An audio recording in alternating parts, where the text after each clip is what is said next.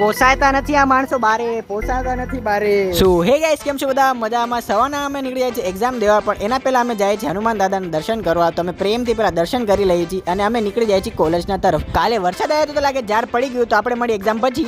કેવું ગયું ભાઈ? બહુ સારું. મારું તો 1 નંબર ગયું. 40 ઉપર ડન. તારા આવી જશે 70 ઉપર. અરે 80 આવી જાય. અરે 70 આપનું પેપર હતું, 80 માર્ક્સ આવશે. ભાઈ હાલશો ઘરે. ચાલો મળીએ. અને સાંજે પહોંચી જાય છે સાહિલભાઈના ઘરે એક્સરસાઇઝ કરવા, અને પછી એક્સરસાઇઝ સ્ટાર્ટ કરી દઈએ છીએ અમે. પછી આજે સાહિલભાઈ इंटर्नशिप में गया था, तो साहिलભાઈ એમનો एक्सपीरियंस शेयर करसे. था तो सेफ्टी के बारे में सब समझाया, वीडियो बताई, थोड़ी मॉक टेस्ट टाइप ली.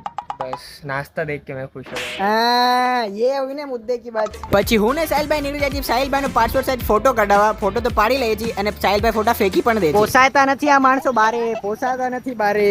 ફોટા પાડ્યા તો એ તો બારે ફેંકી દીધા. પોસાતા નથી. તો ગાઈઝ આપણે મળશું કાલે આવી જ મસ્તી સાથે. ત્યાં સુધી હર હર મહાદેવ.